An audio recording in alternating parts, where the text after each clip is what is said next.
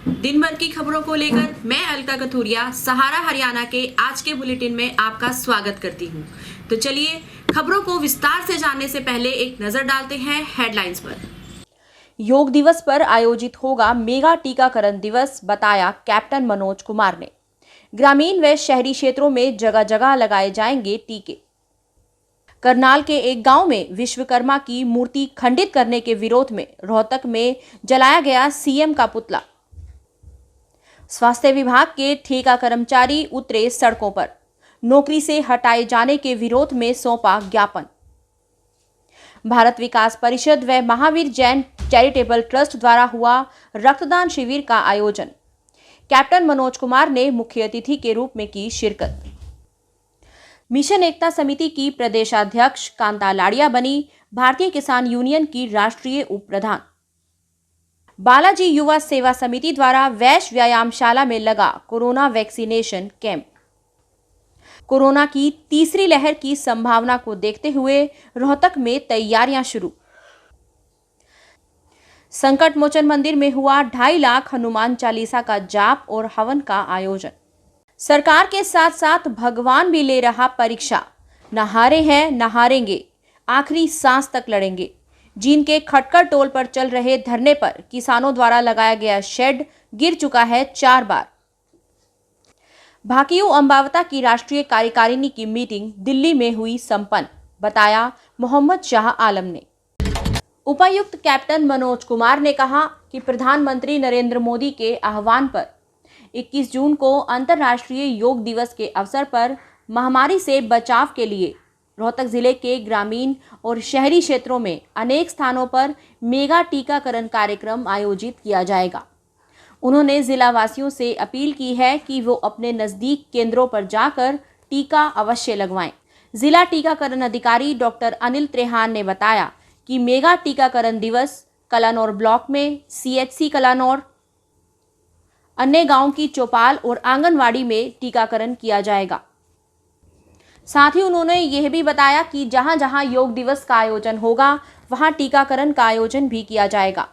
रोहतक में भी कई चिन्हित जगहों पर योग दिवस और टीकाकरण दिवस एक साथ मनाया जाएगा।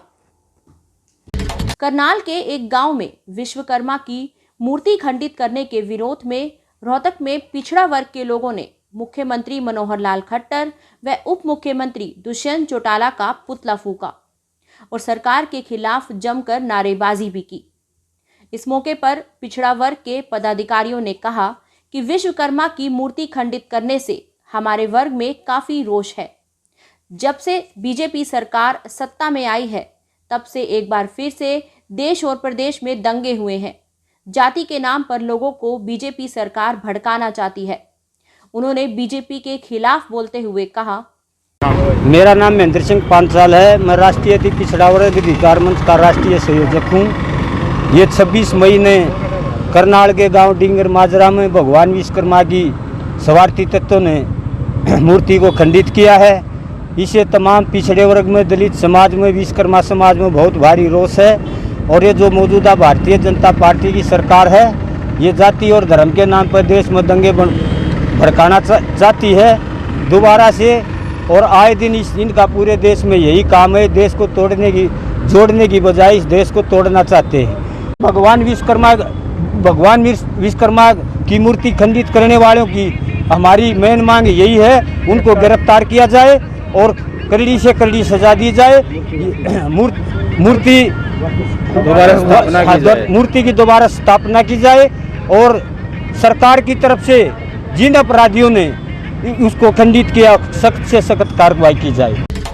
स्वास्थ्य विभाग के ठेका कर्मचारी सड़कों पर उतर आए और सीटू के बैनर तले सरकार के विरोध में जमकर नारे लगाए। सिविल अस्पताल में ठेकेदार द्वारा 70 कर्मचारियों को हटाए जाने के विरोध में जिला उपायुक्त कार्यालय पहुंचे और जिला उपायुक्त के माध्यम से सरकार को ज्ञापन सौंपा। हटाए गए स्वास्थ्य विभाग के कर्मचारियों का कहना है कि जब तक ठेके के तहत लगाए गए कर्मचारियों को ड्यूटी पर वापस नहीं लिया जाता तब तक ये आंदोलन जारी रहेगा।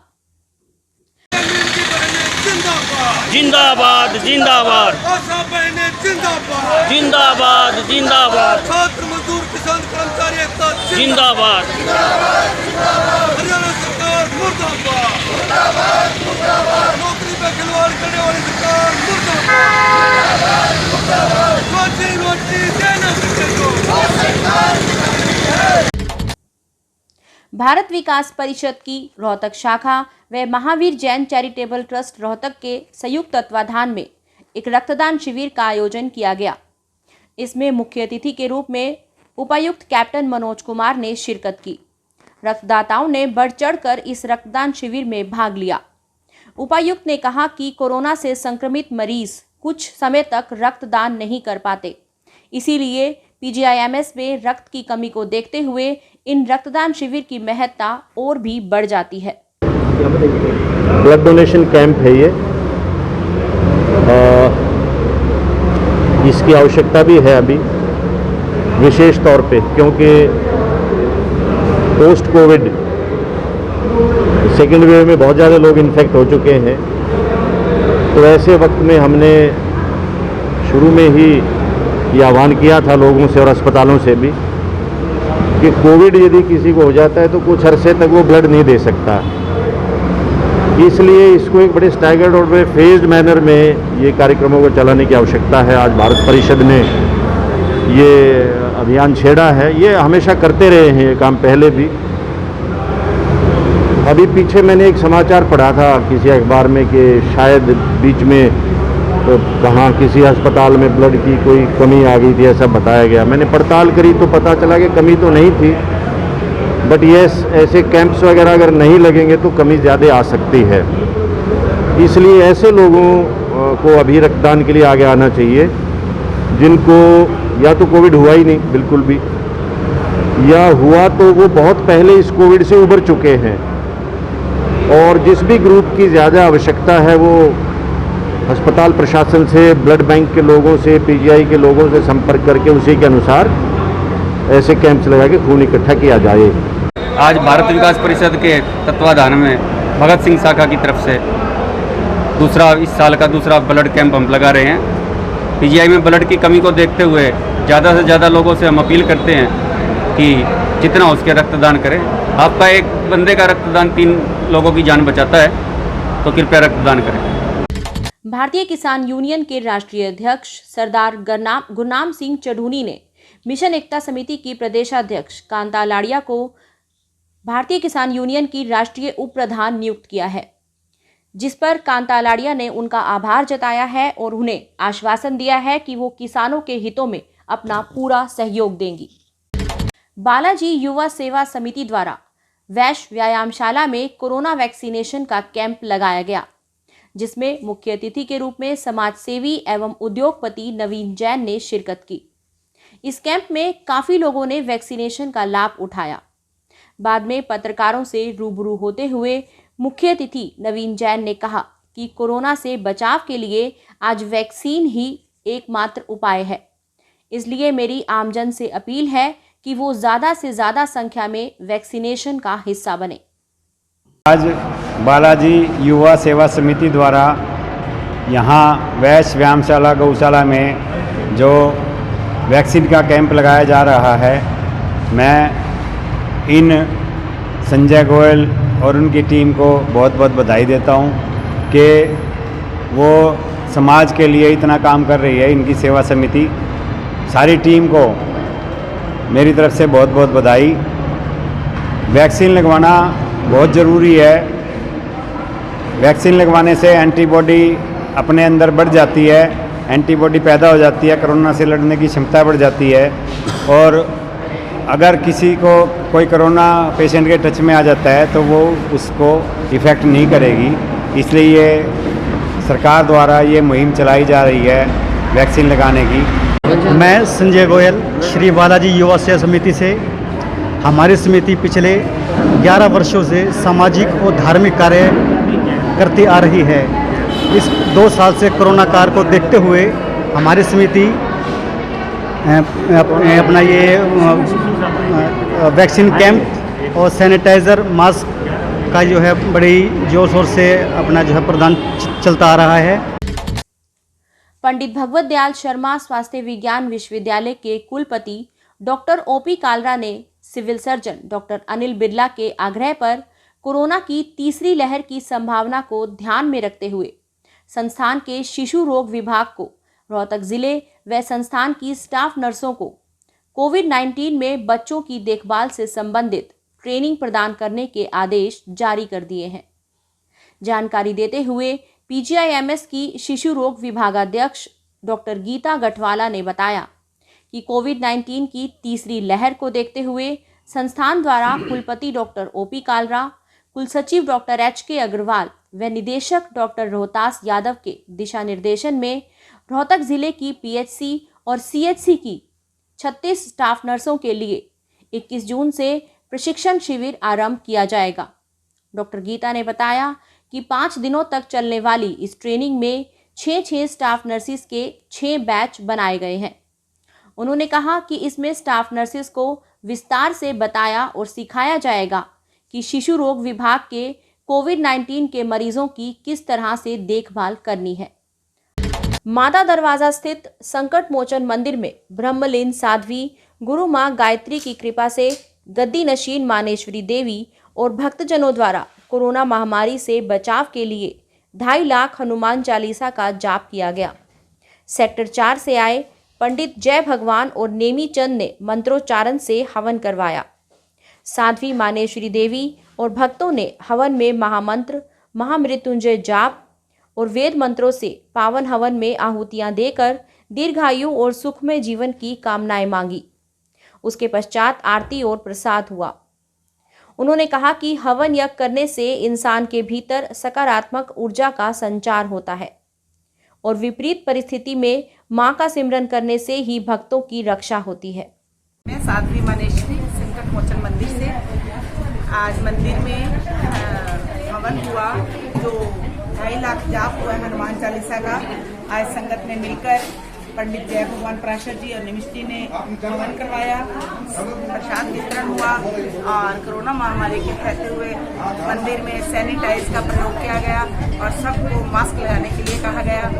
सब बच्चों ने मिलकर हनुमान जी से प्रार्थना की कि इस कोरोना महामारी को दूर भगाएं और जग में खुशहाली फैलाएं। जींद के खटकर टोल पर चल रहे धरने पर किसानों द्वारा लगाया गया शेड आंधी और तूफान से लगभग 4 बार गिर चुका है। किसानों ने कहा है कि सरकार के साथ साथ शायद भगवान भी उनकी परीक्षा ले रहे हैं, लेकिन वो ना तो हारे हैं और ना ही हारेंगे, अपनी आखिरी सांस तक लड़ेंगे। किसानों ने अब की बार 3 फीट गहराई में सीमेंट में लोहे के मजबूत पाइप और ईंटों से चिनाई करके लोहे के पाइप खड़े कर दिए हैं, पक्का स्टेज लगा दिया है और मोर्चे को और भी पक्का कर दिया है। किसानों का कहना है कि ये सब किसी के फंड से नहीं बल्कि खुद के खर्चे से चल रहा है। उन्होंने कहा है कि वो सरकार को बताना चाहते हैं कि इस धरने पर बुजुर्ग, महिलाएं और बच्चों ने भी गुल्लक में जमा किए गए पैसों से सहयोग किया है। किसानों का कहना है कि ये पूरी तरह 2024 तक इस लड़ाई को लड़ने का मन बना चुके हैं। ये मोर्चा तो पहले भी था, हमारा तैयार था, लेकिन प्रकृति की देन यानी भगवान ने 4 बार ये गिराया है। अब की बार हमें इतना मजबूत लगा दिया कि शायद ये नहीं गिरेगा। देखिए भगवान का तो मतलब मुकाबला नहीं हो सकता, लेकिन अपनी तरफ से हमने चारों तरफ पिलर 3-3 फुट गहरे गाड़ के उसमें सीमेंट भर के और 2 पातियाँ दे के गाड़े और ऊपर चादर लगाई है। तीसरा से ही हम इसको पूरा कर देंगे, क्योंकि ये सरकार से हमने कोई विश्वास नहीं, क्योंकि 12 बार वार्ता हो चुकी हैं, किसी एक किस्म का रिजल्ट नहीं निकला। ये सरकार है, प्रधानमंत्री मोदी है, कृषि मंत्री नरेंद्र तोमर है, ये पता नहीं क्या सोच रहे हैं। लेकिन हमने तो ये पक्के मकान दिल्ली भी बना लिए हैं और यहाँ भी हमने पक्के बना लिए हैं, ताकि 2024 की तैयारी है हमारी।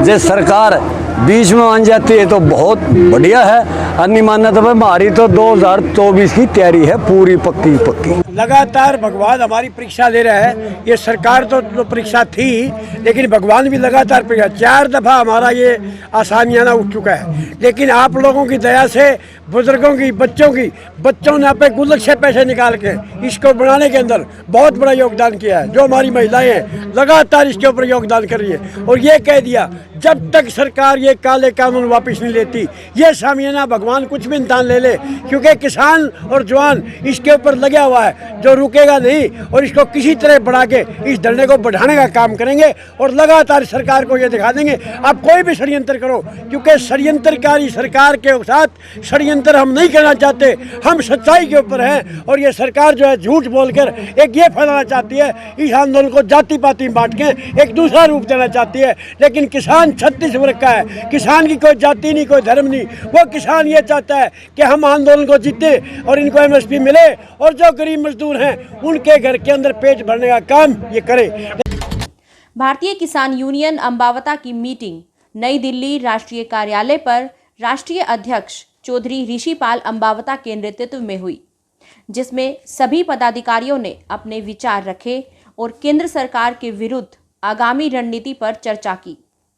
इस मौके पर कई संगठनों के पदाधिकारी मौजूद रहे और एकजुट होकर निर्णय लिया कि सभी पदाधिकारी राष्ट्रपति को ज्ञापन देंगे, जिसमें किसानों और सरकार के बीच वार्ता होकर तीनों कृषि कानून के विरोध में चल रहे धरने को समाप्त कर किसानों को घर लौटाने का निर्णय लिया जाएगा। इसी मौके पर सरकार और किसान आपस में विचार विमर्श करके जल्द से जल्द इसका निस्तारण करने का निर्णय लेंगे।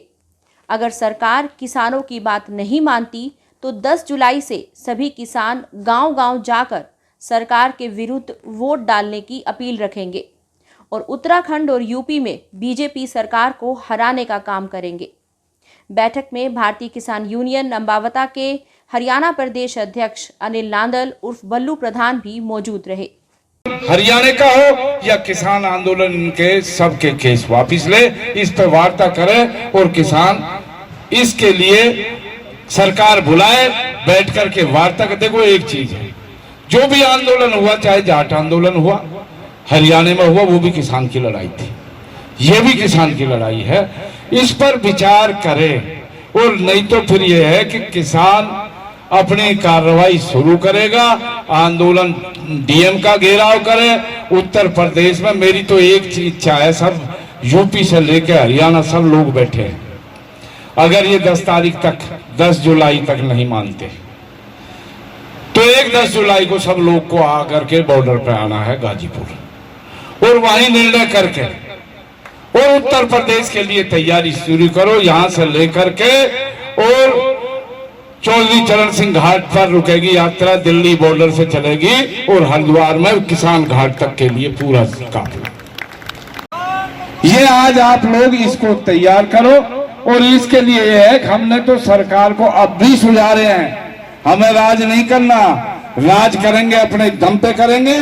और हम ये कह रहे हैं कि इस किसान की गुंठी को सुलझा ले, जो हमारे किसानों के बच्चे सड़कों पे पड़े हैं वो अपने घर जाएं और आंदोलन लड़ाई लड़ेंगे। भाई एक चीज है, आगे लड़ाई होगी, आगे लड़ाई का मतलब ये है, मोदी जी नहीं मानते, 2022 है, 1 साल भी नहीं है, 6 महीने चुनाव के हैं, 6 महीना लगा टोपी, जिले जिले में जिला अध्यक्ष रोज अपना धुआं उठा के रख दो, अब किसी को भी बोल दो भाई किसान को निर्दलीय लड़वा दो, लेकिन इसको वोट मत दो। आज के लिए सिर्फ इतना ही, अगले एपिसोड में मिलते हैं, तब तक के लिए नमस्कार।